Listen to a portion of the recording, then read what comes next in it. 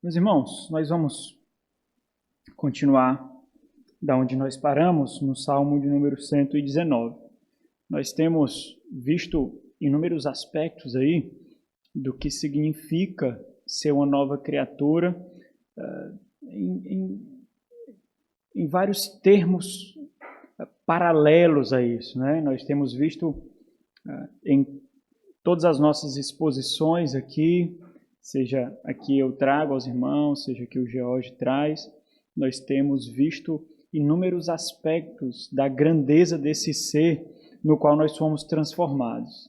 Então, nós temos visto, por exemplo, que esse caminho que nós, por meio do qual nós trilhamos aqui para o encontro com o nosso Senhor, é o caminho que é construído pelos blocos da palavra de Deus, da lei do Senhor. Mas também nós temos visto como essa dinâmica de caminhada acontece através da exposição de Marcos, que é uma caminhada em que discípulos fazem discípulos.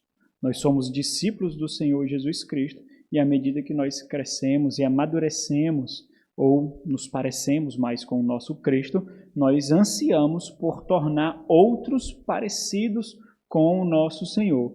E nós temos visto algumas características, por exemplo, dessa nova criatura, desse discípulo e desse filho do reino, também na exposição de Mateus. Quem nós somos enquanto súditos de um rei, enquanto habitantes de um reino por vir, mas esse reino é representado agora por cada um de nós.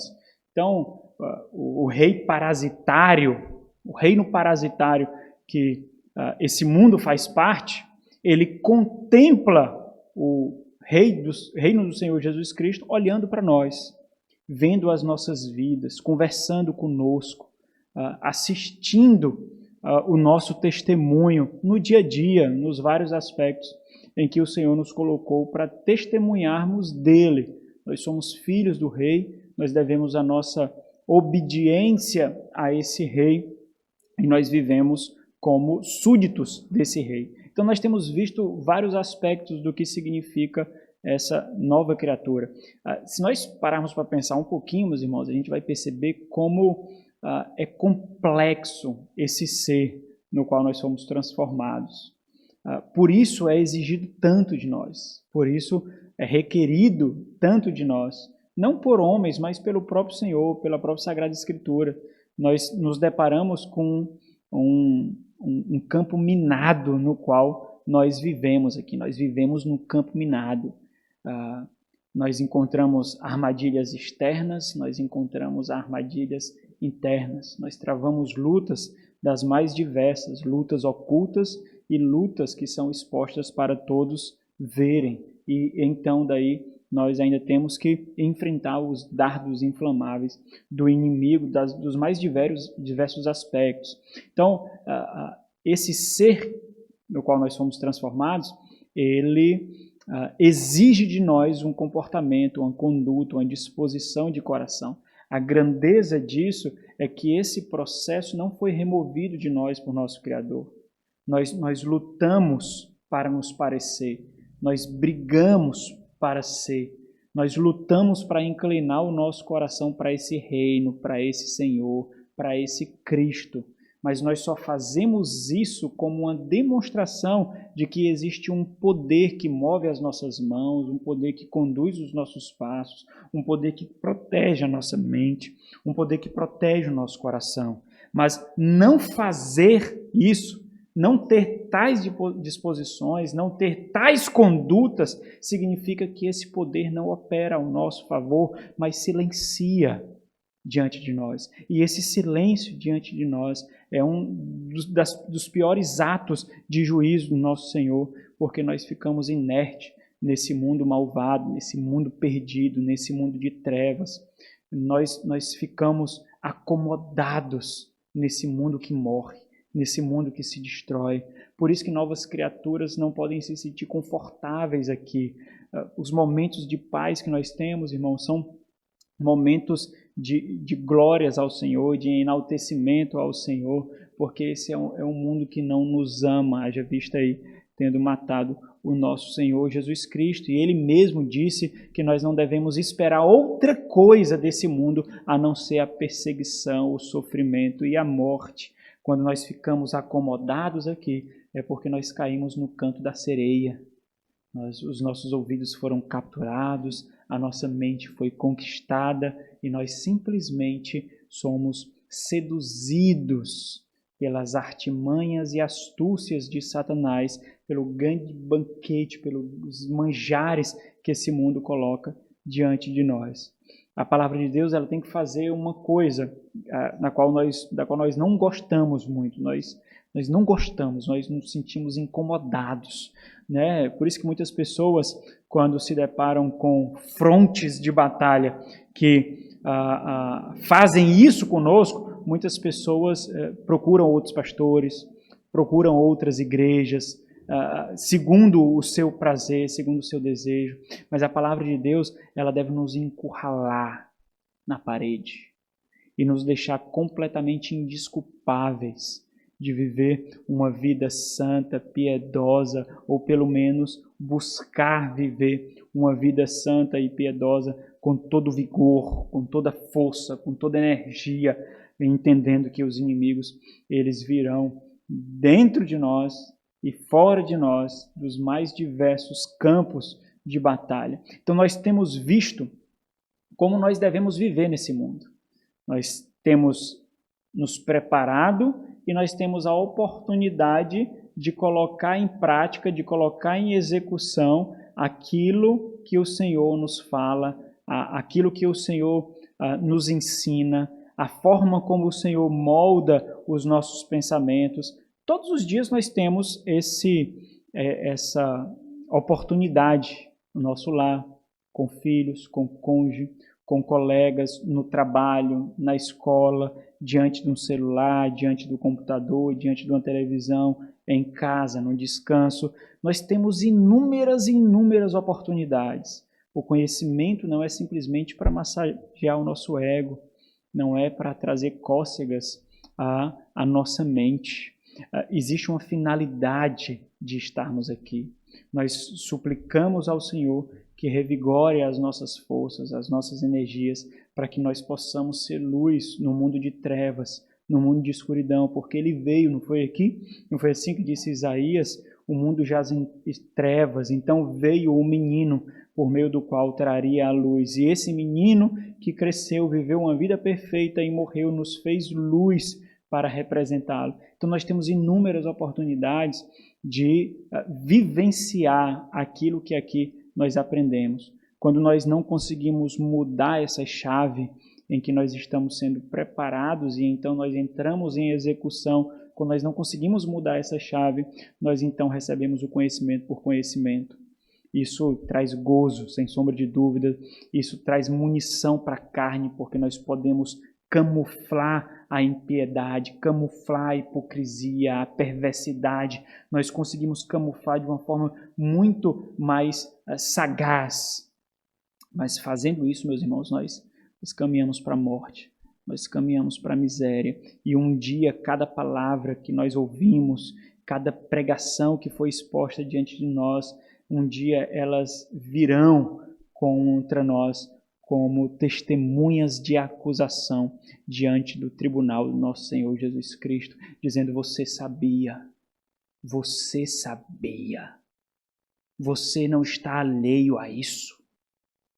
Você teve a oportunidade no seu lar, você teve a oportunidade no seu trabalho, você teve a oportunidade com seus colegas, você teve a oportunidade com seu cônjuge. Você sabia e você simplesmente optou por não ser quem você diz que é, mas você sabia. Então nós temos visto as mais variadas gamas aqui de instrução acerca do que nós somos e o que é requerido de nós. Nós estamos vendo no Salmo 119 esse distintivo, essa conduta e disposição do coração que nos torna distintos daqueles que não são cristãos, daqueles que não são novas criaturas, nos torna diferentes. Nós estamos no mundo, meus irmãos, para sermos vistos e para sermos provados.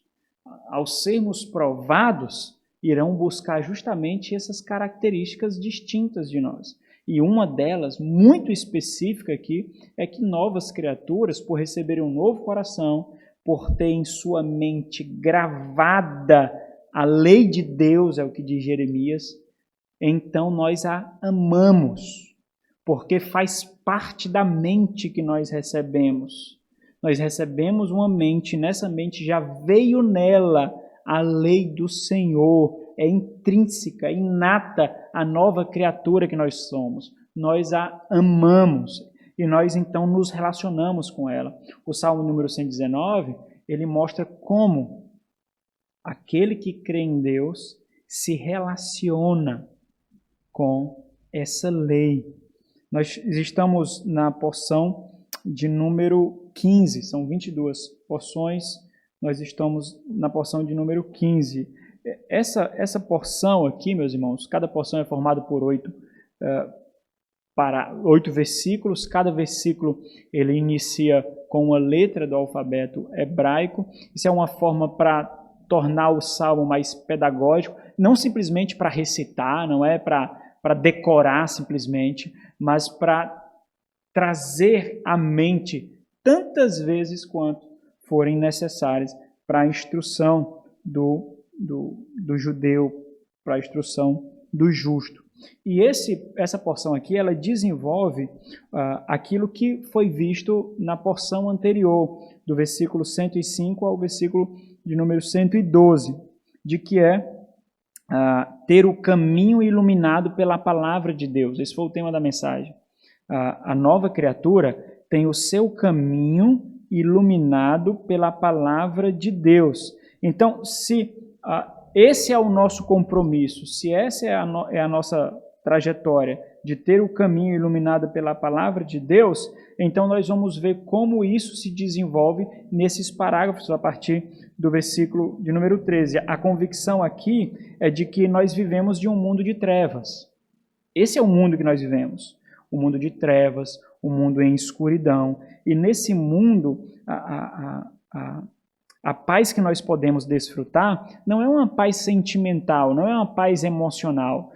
Às vezes nós confundimos, nós achamos que paz é um sentimento, é uma disposição emocional. Mas não é assim, meus irmãos, porque às vezes nós estamos em paz, mas envolvido em lágrimas. Às vezes nós estamos tecendo lamentos ao Senhor, mas com tranquilidade no coração. É muito volátil, o sentimento é algo muito volátil, muito passageiro, muito instável. A paz, então, nós temos acesso a isso, por exemplo, com o desenrolar da revelação do nosso Senhor.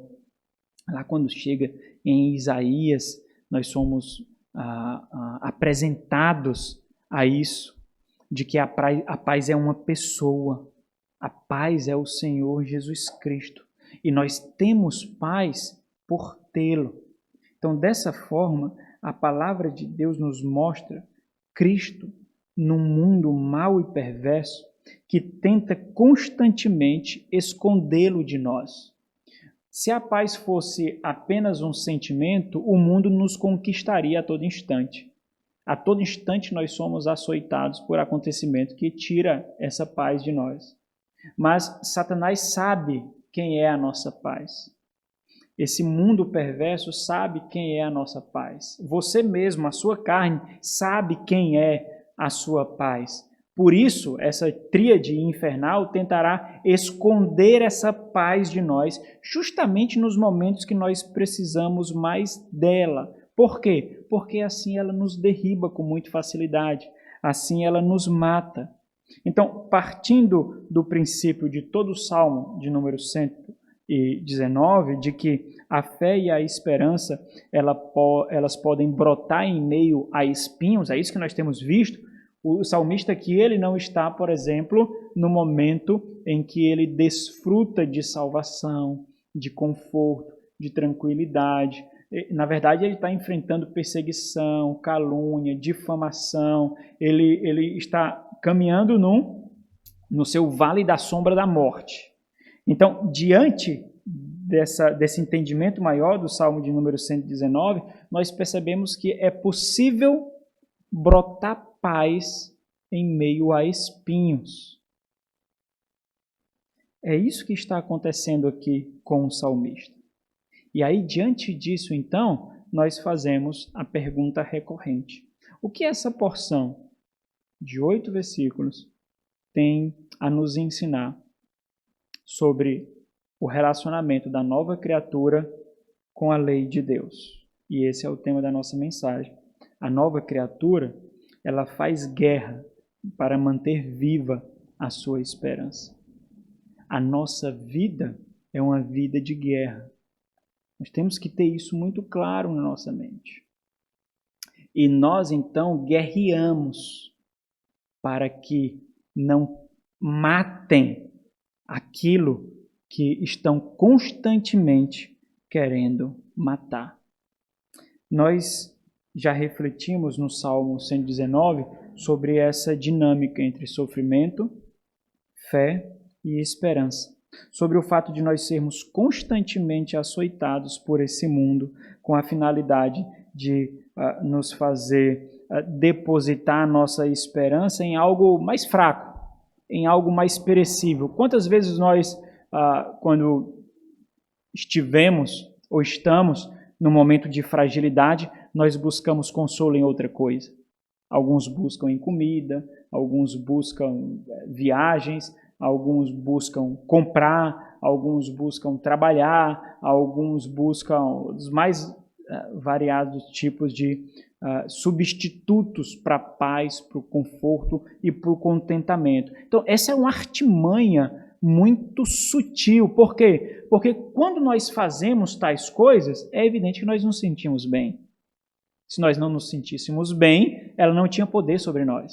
Quem não se sente bem comendo, quem não se sente bem gastando dinheiro, quem não se sente bem viajando, passeando, com os diversos tipos de entretenimento aí, quem não se sente bem? É evidente que nós nos sentimos bem. E eu estou falando aqui ainda, pelo menos na linha de crente, porque tem outros que buscam conforto em vários aspectos de imoralidades aí absurdas, né? Mas nós estamos falando aqui para novas criaturas. Eu, então, parto desse pressuposto, em que até essas condutas são armadilhas para nós. Nós buscamos, então, ter a esperança regada não pelo Cristo nem pela palavra do Cristo, mas por esses afazeres. E quando nós somos pegos aí, então nós fragilizamos a nossa esperança. O que nós deveríamos fazer, então, quando nós estivéssemos desfrutando dessa dinâmica tão presente? Sofrimento, fé e esperança. Como se relaciona? Como nós resolvemos essa equação? Nós fazemos como o salmista faz. Nós vamos a Deus em contrição, em oração.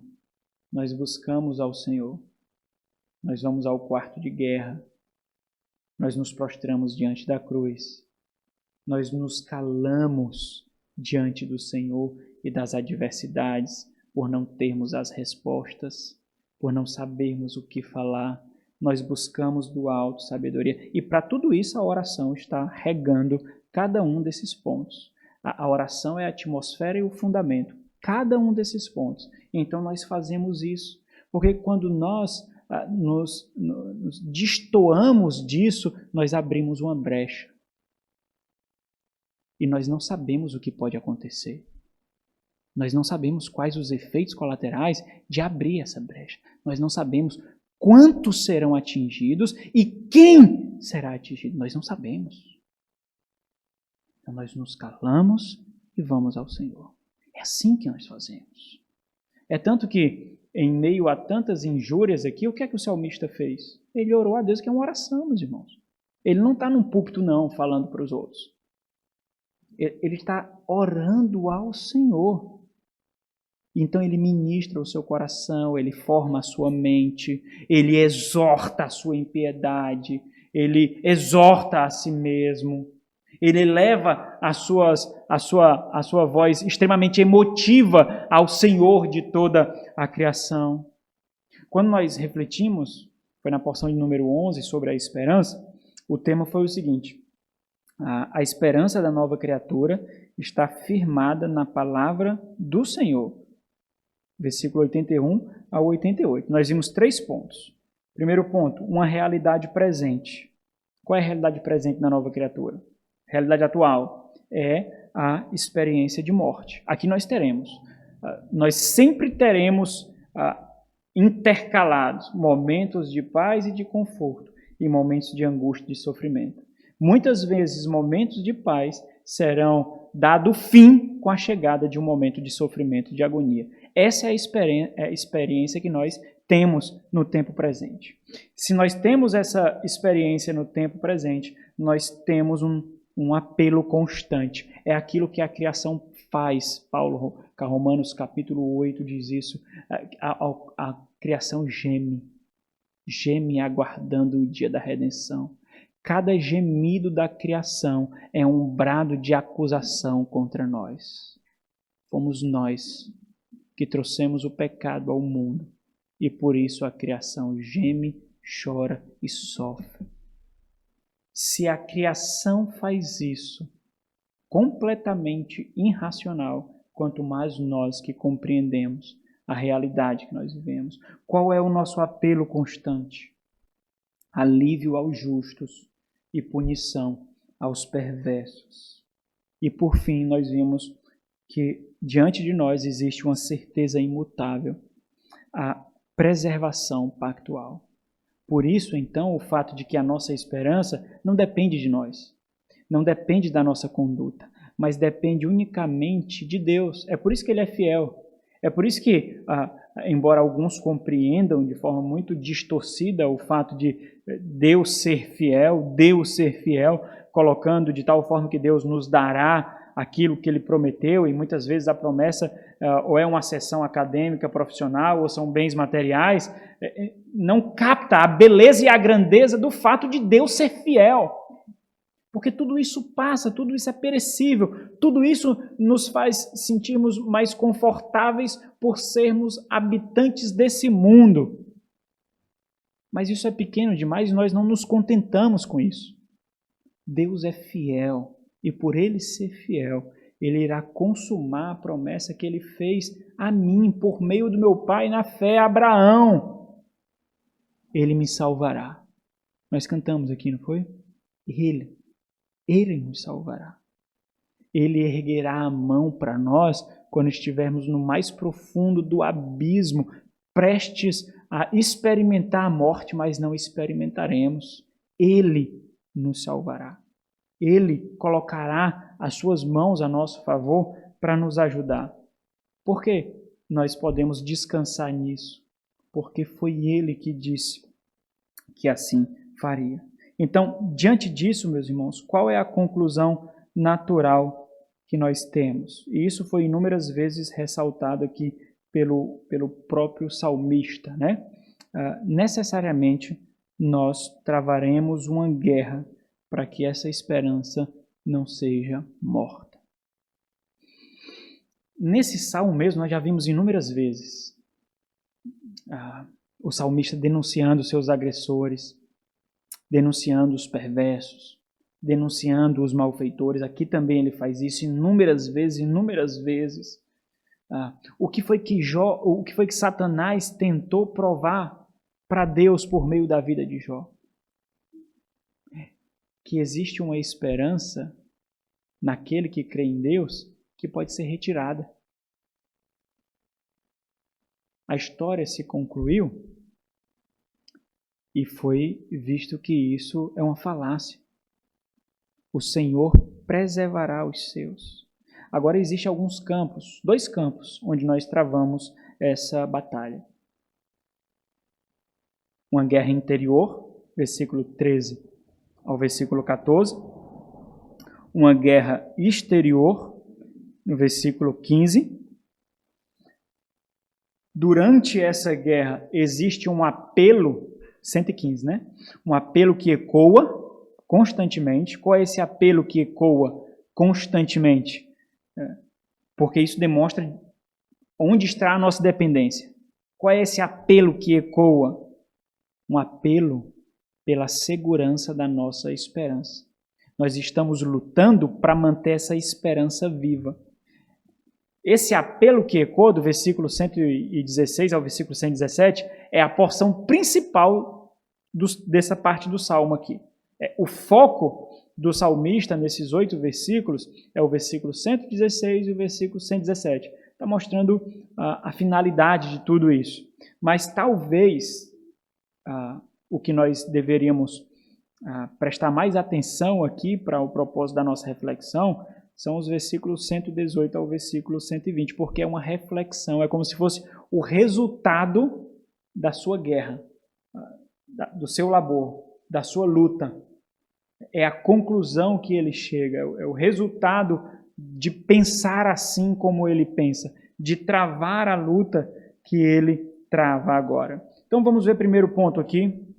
O primeiro ponto ele vai ser um pouquinho mais demorado, mas os outros serão mais breve, porque eu não sei vocês, meus irmãos, mas eu acho que a pior luta travada é a interior, não é a exterior. A exterior nós percebemos a sagacidade, nós percebemos a malícia, muitas vezes nós vemos os artifícios, as artimanhas, as armadilhas, mas a luta interior não. Porque a luta interior é uma luta silenciosa. Muitas vezes é uma luta na solidão. É uma luta na escuridão do nosso ser. E dependendo da situação da nossa alma, é uma luta muitas vezes sombria. É uma luta que nós não podemos descrever. Talvez essa seja a luta mais difícil que nós travamos.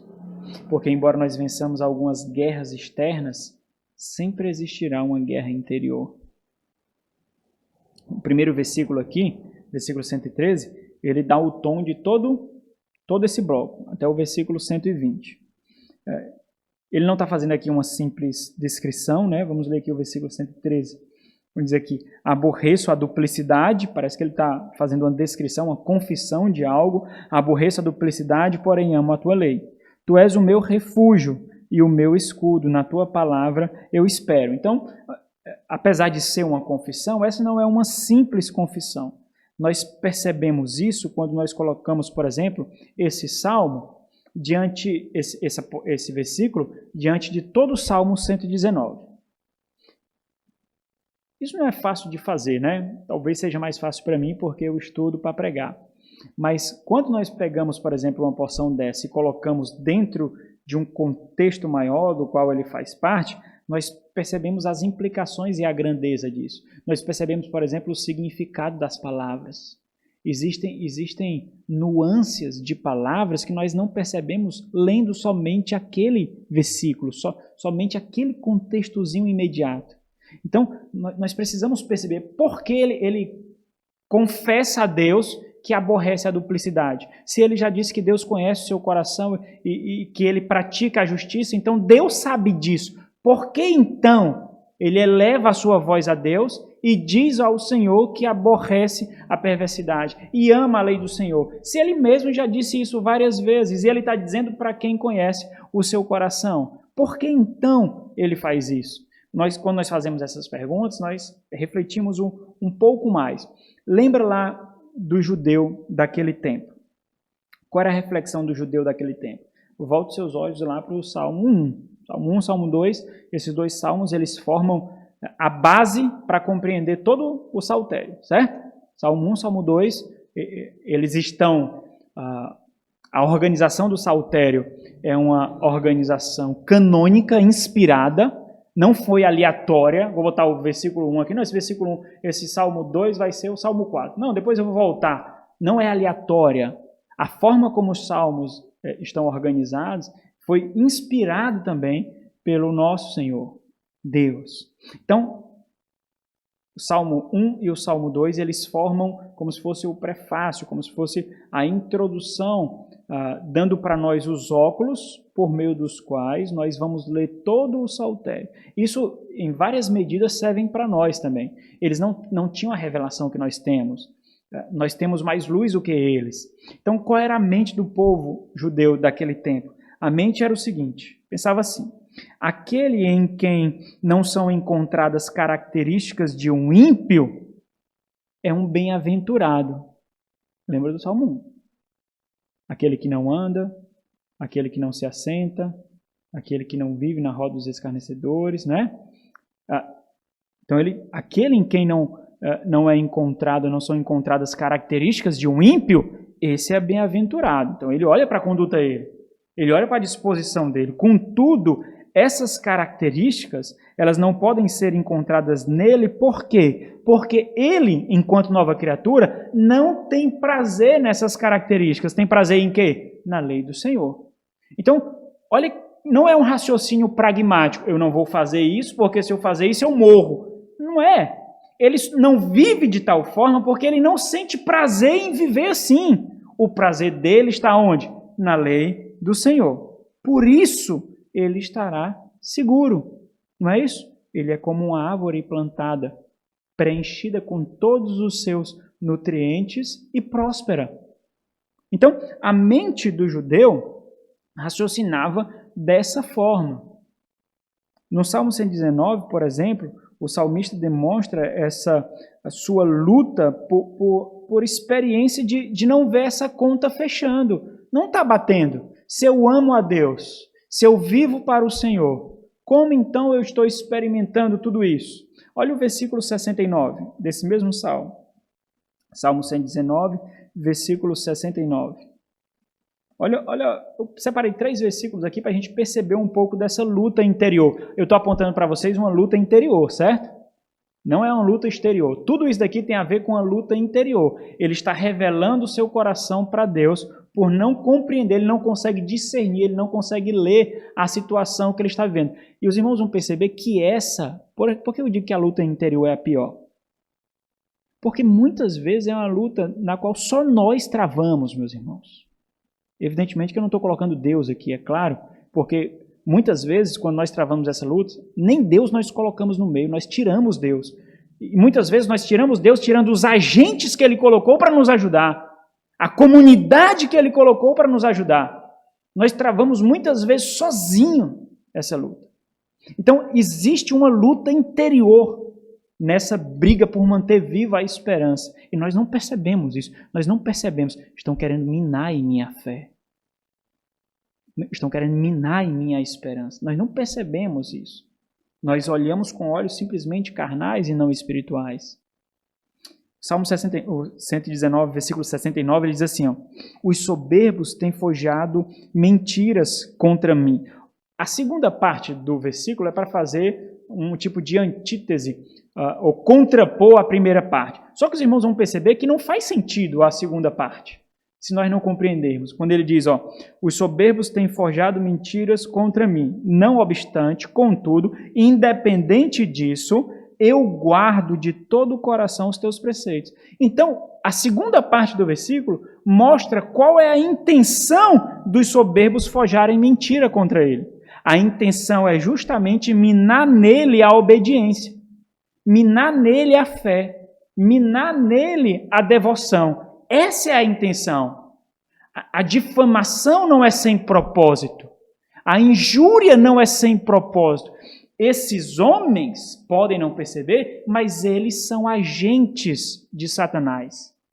Eles podem não perceber as cordas que estão movendo eles como marionetes, mas eles estão sendo movidos.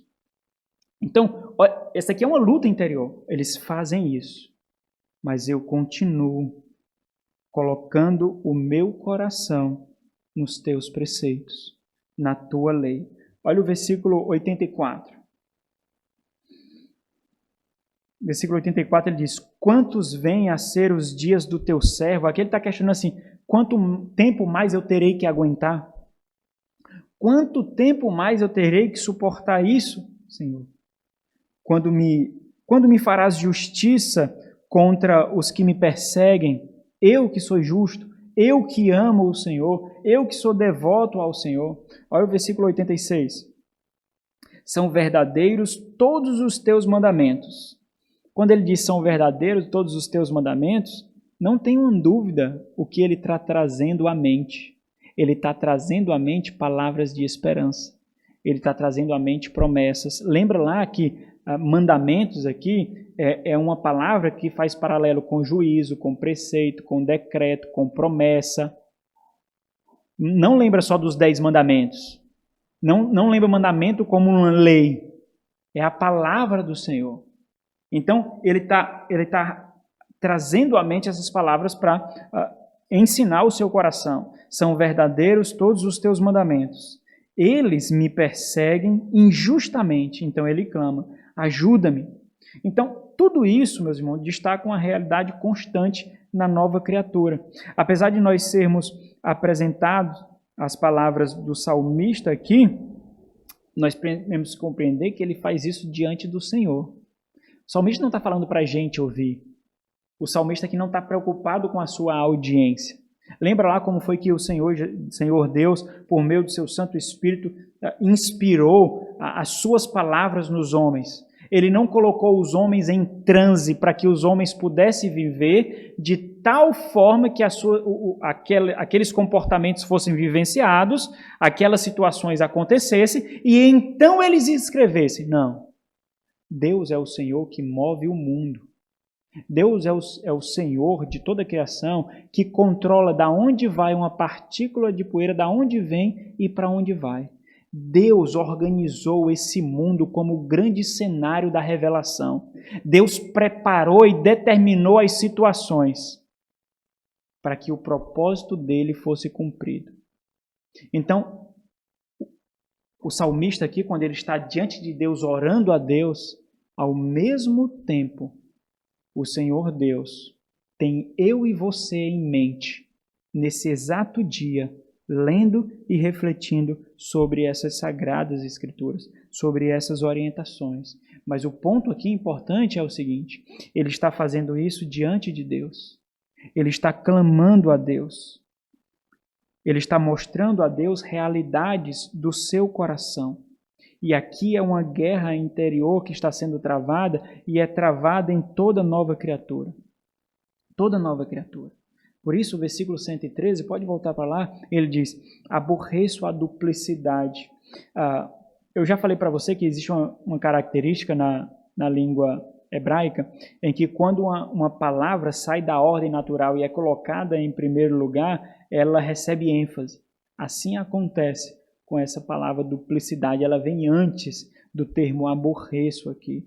O que ele está dizendo é que a duplicidade é pavorosa para ele. É aterradora para ele, é repugnante para ele. Ele precisa repetir isso, por quê? Porque ela continua batendo as portas do seu coração, sabe?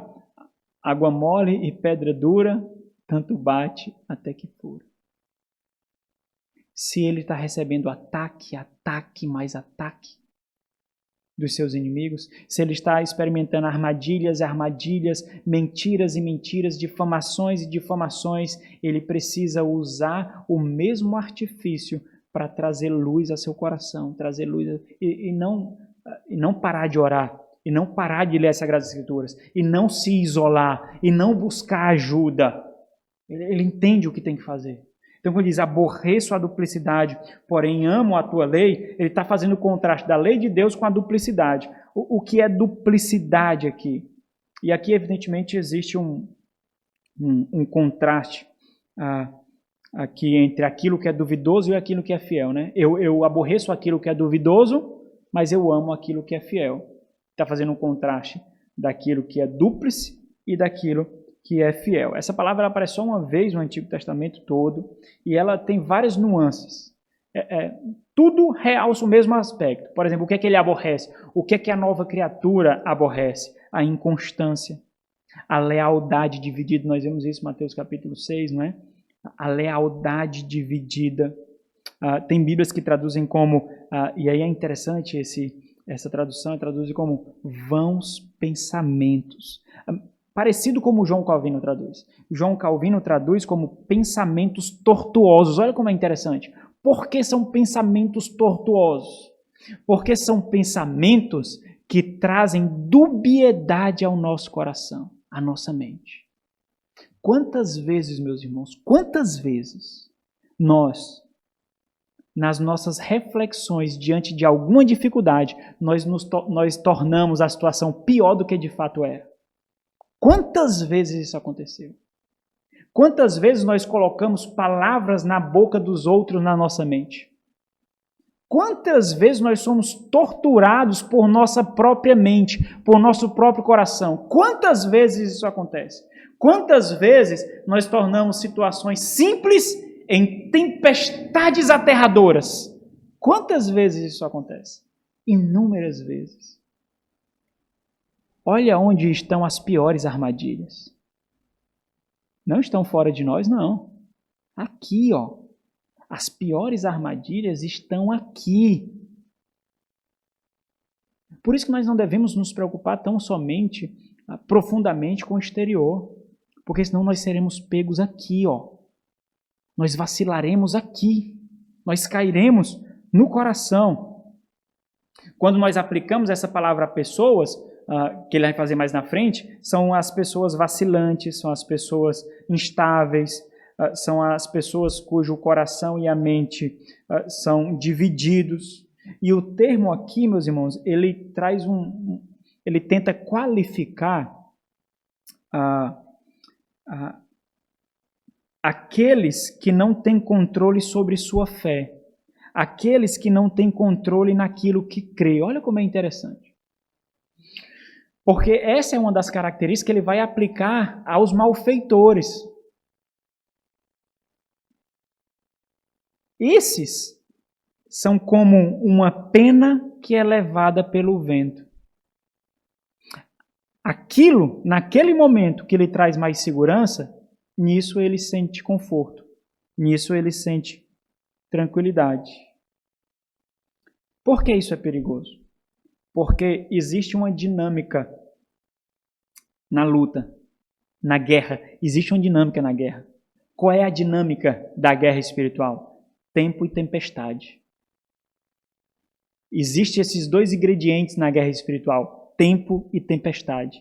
E esses são os nossos maiores inimigos e as mais perversas armadilhas, porque nós não conseguimos equilibrar tempo e tempestade. Nós não conseguimos. Nós não conseguimos descansar no nosso imediatismo e nós não conseguimos descansar na tempestade. Não sei se refletiram sobre isso aqui com o Jorge, não é? Jesus Cristo aí na tempestade. Quando nós estamos passando por tempestade, nós amarramos a corda em Jesus e jogamos eles do barco. É assim que nós fazemos. Amarramos a corda no pé de Jesus, jogamos ele do barco e que ele se afogue, porque eu não busco, eu não quero. Eu quero ter o regozijo no meu próprio sofrimento, na minha própria desgraça. Mas em toda batalha espiritual nós iremos encontrar isso, tempo e tempestade. E essa é a grande armadilha. Nós encontramos isso em muitos momentos. Por exemplo, diversas vezes no meio da travessia do deserto, com o povo que tinha saído do Egito, sob a liderança de Moisés. Diversos momentos, mas um especial. Moisés sobe ao Monte Sião. Moisés está recebendo a palavra do Senhor, a lei do Senhor, o decálogo, os 10 mandamentos. O povo, então, lá embaixo, o povo julga que Moisés tardou. Moisés demorou em retornar. O que o povo faz? O povo busca um substituto para Moisés. E o substituto para Moisés não é Arão. Eles pedem que Arão façam um substituto segundo o seu próprio coração. Olha a armadilha. Então eles depositam materiais reluzentes, brilhantes, materiais de ouro, embora seja um material morto. Então o povo ali constrói um ídolo brilhante, mas morto.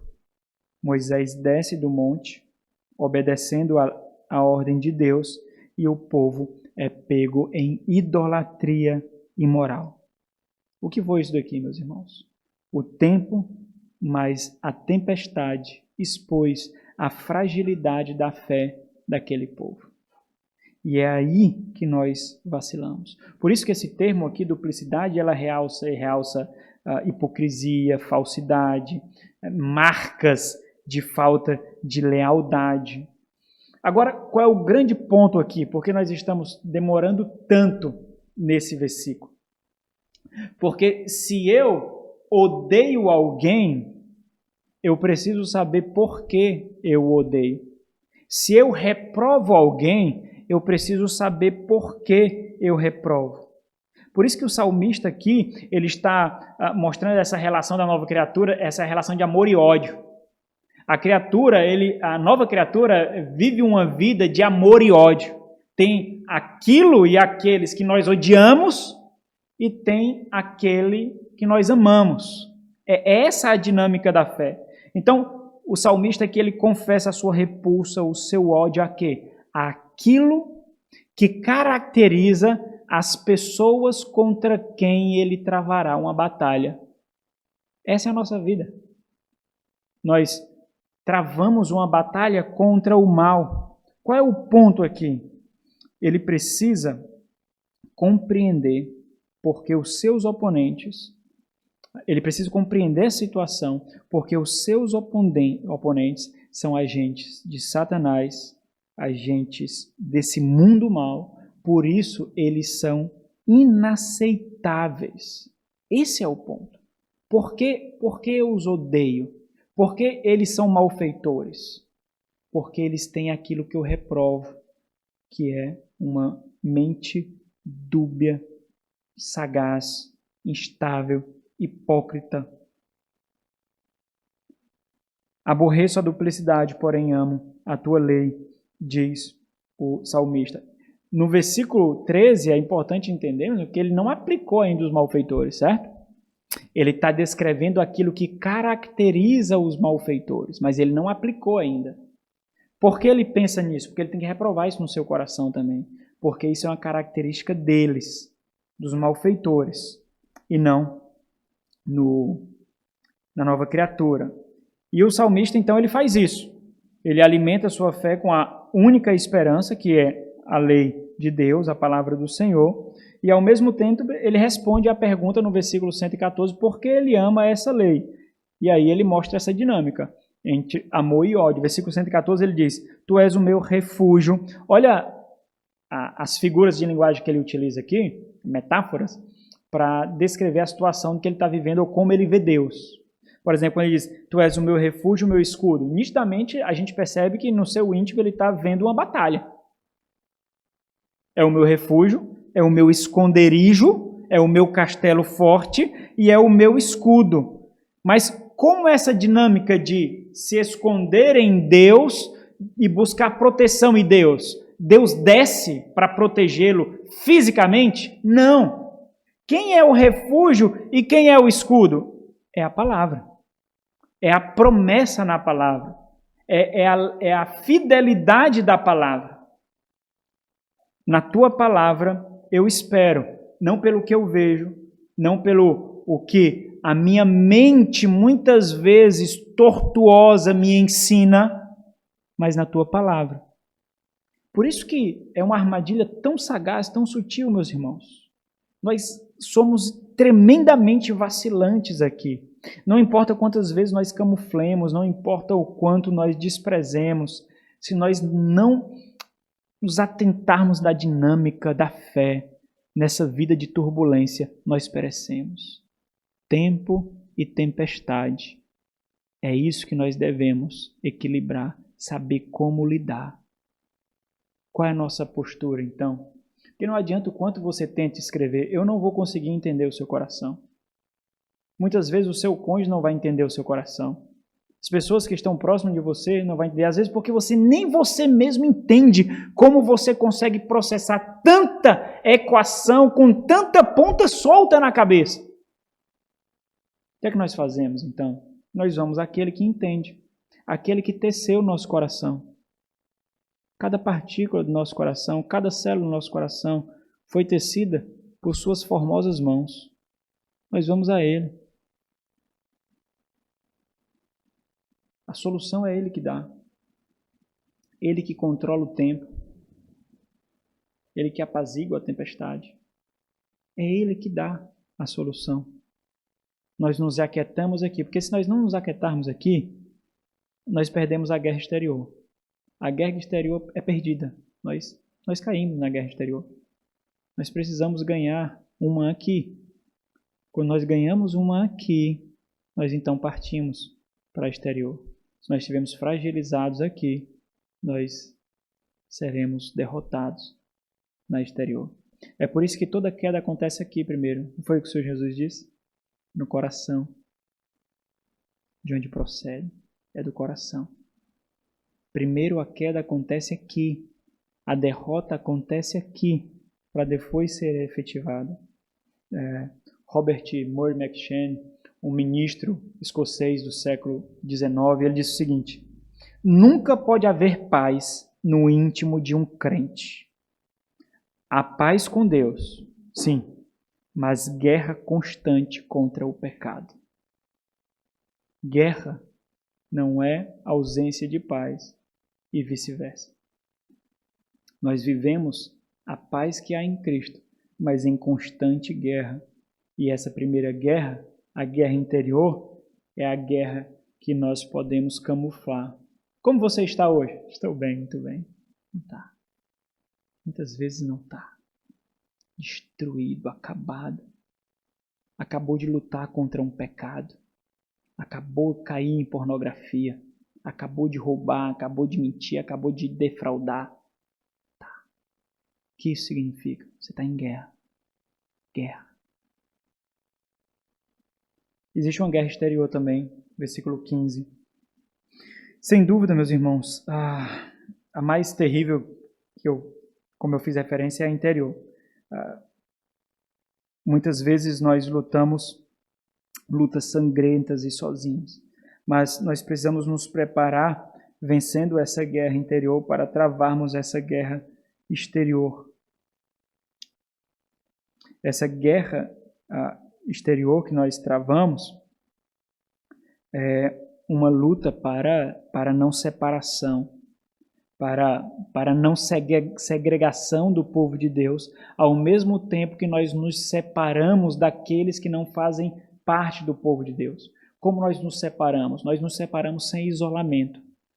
Não é que nós viveremos isolado deles, mas nós teremos outra mente, outro propósito, outros anseios, A nossa mente é outra. Os nossos desejos são outros, os nossos anseios são outros. Aplica isso ao cuidado do teu filho, aplica isso à vida do seu lar com o seu cônjuge, aplica isso aos seus projetos, na formação de uma profissão, na formação de uma vida acadêmica, na formação de um lar. Outro. É assim que nós vivemos separados, embora não isolados. Nós não vivemos isolados, mas nós vivemos separados dele. E o verso aqui, ele inicia como um grito de guerra. Na verdade, os dois versos, eles são como os versos seguintes também, como um grito de guerra, mas esse daqui, ele é como um grito de guerra ao Senhor, quando ele diz: apartai-vos de mim, malfeitores. Malfeitores aqui, a ideia é, fazendo lembrança ao versículo 13, a ideia de que eles são conhecidos pelo que eles fazem. O que é que eles fazem? Malfeitores. Então, aquilo que eles fazem, a forma como eles vivem, descreve quem eles são. Visível, não é? Apartai-vos de mim, malfeitores. Por que isso? Porque existe um propósito na guerra. Qual é o propósito na guerra? Unir-se a eles, aos malfeitores. Porque quando nós nos unimos aos malfeitores, o propósito da guerra é da parte deles, certo, irmãos? Nós nos afastamos de Deus. É assim. Tiago não fala isso no capítulo 4? A amizade com o mundo é o quê? É inimizade contra Deus. Por isso que ele grita: infiéis, adúlteros. Olha como é interessante a ideia de mais...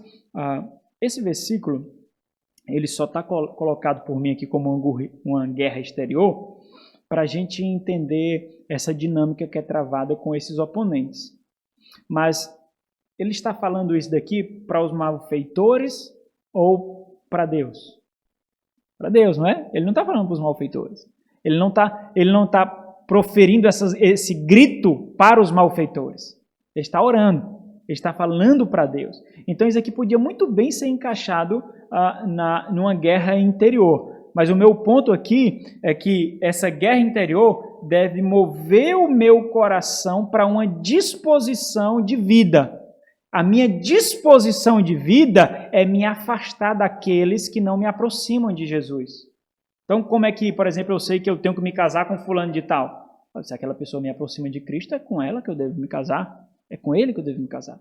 Como é que eu sei quais amizades eu devo ter? Ora, se essas pessoas me aproximam mais de Cristo, eu tenho que me aproximar também dessas pessoas. É simples, não é nada muito difícil. Não é eu vou orar para saber a vontade de Deus por esse namoro. Eu vou orar para saber a vontade de Deus por essa amizade, por esse emprego, por essa faculdade. Não!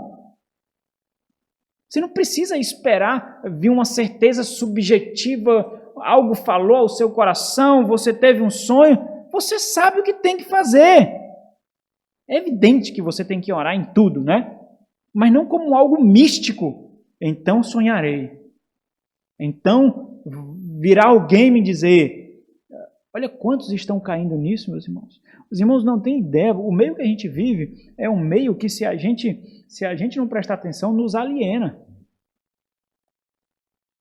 Quantos casamentos começaram desgraçados por profetadas, meus irmãos? Quantos casamentos acabaram por causa de profetada? Quantos? Quantos namoros foram a defraudação por causa de profetada? Quantos? Não viver isso no nosso meio, nós podemos concluir que essa prática não existe mais. Mas existe demais. Isso é por que acontece isso? Por causa de uma armadilha que aquelas próprias pessoas plantaram nos seus corações. Por achar que tem que sentir, por achar que tem que vir alguém dizer, não! Não! Não tem! É simples! É simples! Nós simplesmente entendemos o que a palavra de Deus diz e fazemos. Nos afastamos de tudo. Eu vou ficar pobre, pastor? Fique. Só não fique pobre espiritualmente. Eu vou passar fome? Passe. Só não passe fome espiritualmente. Eu vou viver isolado porque vão me repudiar? Faça! Só não seja repudiado por Deus. É simples. O problema é porque a guerra que nós travamos é guerra de Nutella, né? Guerra de mariquinhas, guerra de gente frouxa. Meus irmãos, foi nos dado a armadura de Deus. Quem guerreia essa guerra, no final das contas, não é você não. A carne guerreia contra quem? É o espírito. Essa vida aqui não brinca com a gente não, meus irmãos. Essa vida não nos alisa, não. Satanás não está brincando, não. Nós temos que botar a faca no dente e correr para a porrada. Correr para a batalha. Não tem esse negócio de alguém vir chorando com mimimi e você querer passar a mão na cabecinha com mais mimimi ainda, não. Esse mundo não brinca, não. Não é para estar alisando, não, meus irmãos. É para preparar para o combate, para a batalha, para a guerra. Caso contrário, verterão o nosso sangue e nós morreremos. Nós temos que entender isso muito bem. E aí nós mesmos forjamos ciladas para nós e nós queremos que a igreja resolva, que os líderes resolvam, que os irmãos resolvam.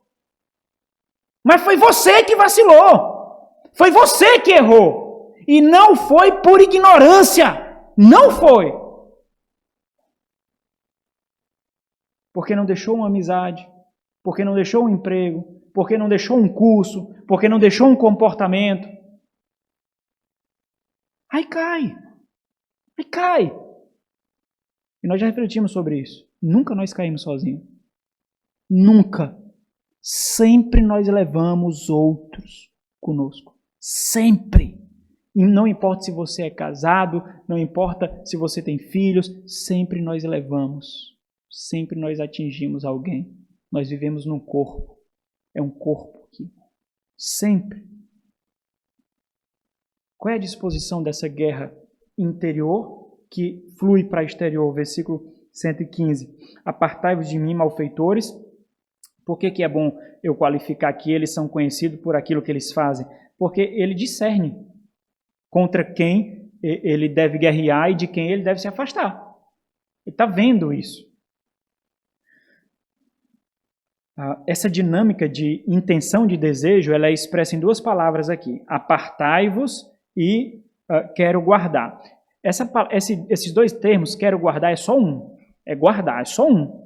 Mas a forma como ele está construído gramaticalmente mostra esse desejo, essa volição. Por isso que o tradutor colocou quero, para ressaltar essa ênfase do seu coração, esse anseio do seu coração. É uma tentativa de expressar o que está na mente do autor inspirado aqui.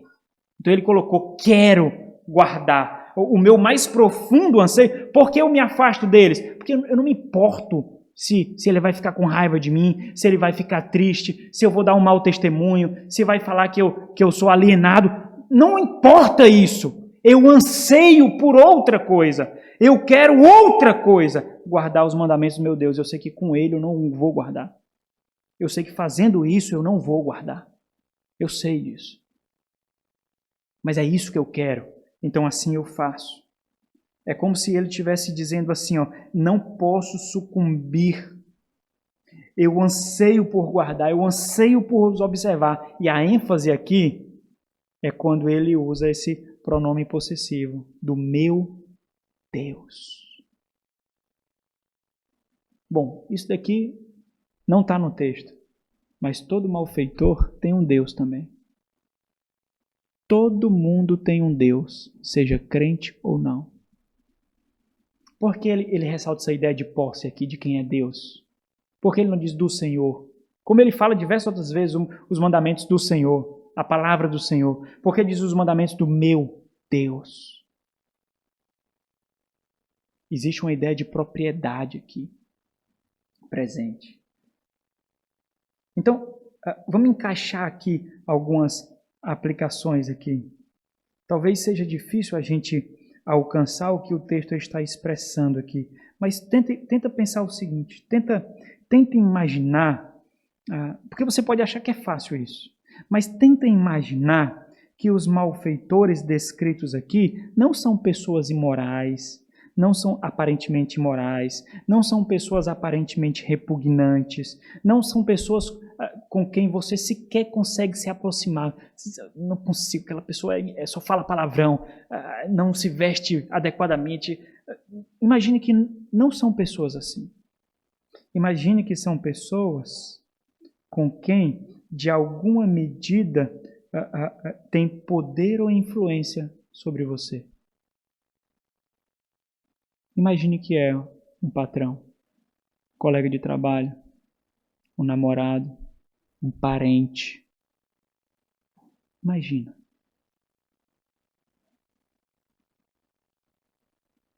Nesses campos também existe uma guerra.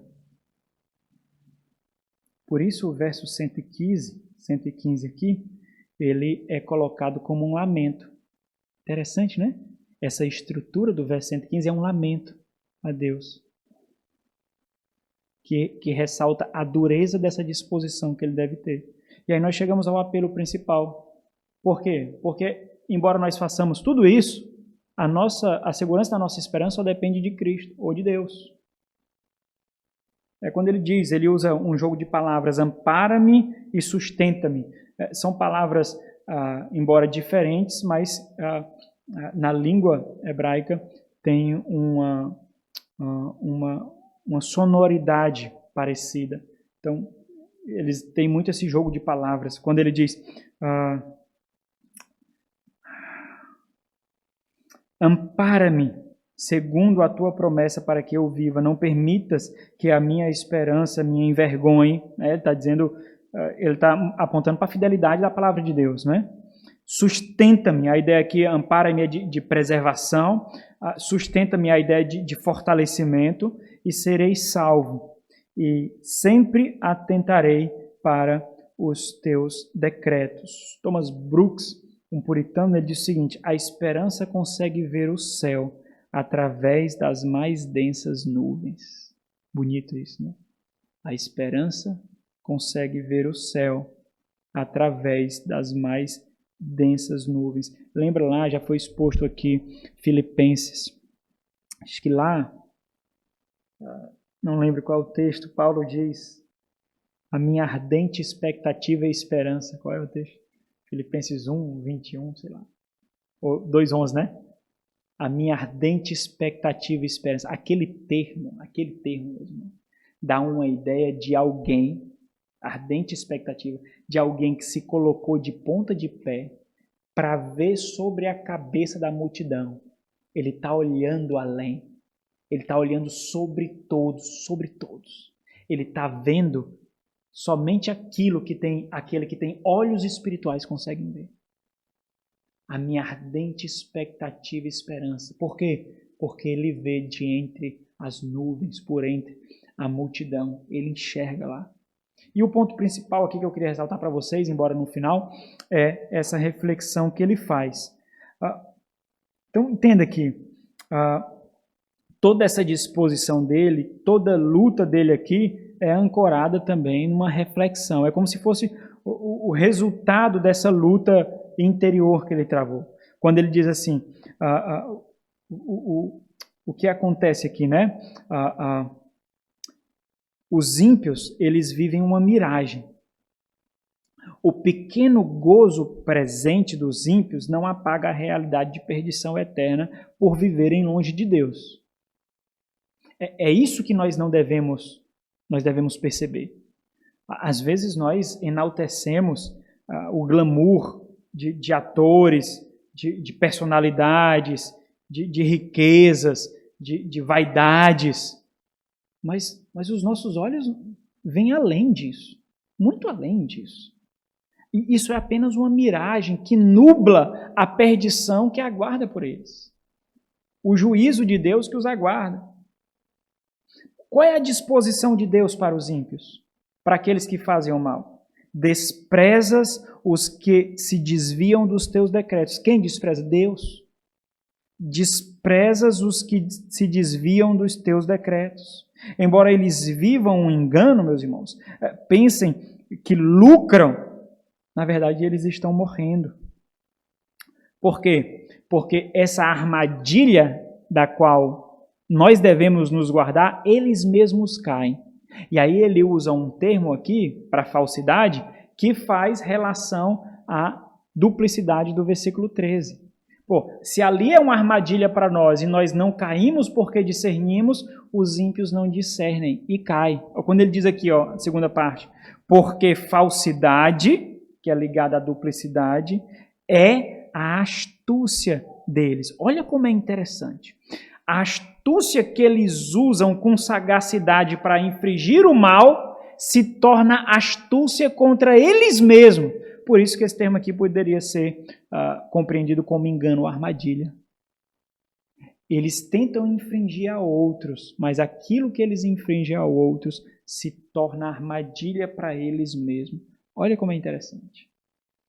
Então, o que o Senhor fará com os falsos? Versículo 119. Rejeitas como escórias. E aqui esse termo é muito interessante, traduzido com escória. Por quê? Porque a escória é aquele ouro que foi purificado, depurado pelo fogo, e aquela camada escura que fica em cima é o lixo, é a escória. Mas até ser purificado, todos pensam que faz parte do ouro. Então, o Senhor rejeita como eles são, embora eles não se encontrem assim. Eles são escória, são impureza, ou seja, algo sem valor. Algo sem valor. Todos os ímpios da terra. Por isso, amo os teus testemunhos. Aqui é o salmista falando. Eu tenho valor. Eles não. Eu tenho valor. Eu amo os teus testemunhos. Então ele conclui aqui, a conclusão da reflexão dele aqui, mostra o quê? Mostra o coração dele. Diante disso que você ouviu, por exemplo, qual é a sua disposição de coração? Você treme e teme ou não? Tanto faz. A conclusão dele é a exposição do coração. Porque, embora ele não experimentará o juízo de Deus, mas é aterrador imaginar um Deus todo-poderoso que criou tudo com o poder da sua única palavra descer em juízo contra a humanidade. É aterrador. Arrepia-se-me a carne com temor de ti. Ele não experimentará o juízo. Mas é essa reflexão que ele faz. E temo os teus juízos. É isso, meus irmãos. Para nós concluirmos aqui, o salmista nos ensina a estratégia que ele adquiriu, que foi construída na batalha. Ele vai tecendo a forma como ele vem travando essa batalha de tempo em tempestade, como ele vem travando. Ele nos ensina aqui a sua estratégia para manter viva a esperança, para não cair nas armadilhas que são colocadas por ele mesmo e por aqueles ao redor dele. Muitos agentes, interiores e exteriores, tentam minar a esperança nos nossos corações. Mesmo que não seja a intenção deles, mesmo que seja alguém que nós amamos, alguém que nós gostamos, alguém que nós nutrimos muitos afetos, se não estão dobrados diante da cruz, são agentes de Satanás. Fiquemos de prontidão, meus irmãos. Nós estamos em guerra. Vamos orar. Nosso Senhor e Deus, agradecemos a Ti por Tua provisão e Tua misericórdia. Louvamos ao Senhor, Deus, por não nos lançar na batalha despreparados, desprovidos dos meios necessários para lutarmos, ó Deus. Obrigado por manter viva a esperança nos nossos corações, diante das afrontas, injúrias, diante das tormentas tão sagazes de Satanás, como nós somos atingidos, ó Deus, como nós somos enganados por nós mesmos, como a nossa carne é astuciosa e intentam enganos na nossa fé. Mas Tu, Senhor, tem preservado a esperança no nosso coração. O Senhor tem nos guardado na preservação durante esse tempo de peregrinação e acalmado a tempestade em nossos corações. Louvamos o Senhor por Tua graça, Deus, por nos amparar nessa batalha. Ajuda para que nós prossigamos firmes e fortes na batalha dos santos, por meio de Cristo, levando o estandarte dele para a glória do Senhor. Amém.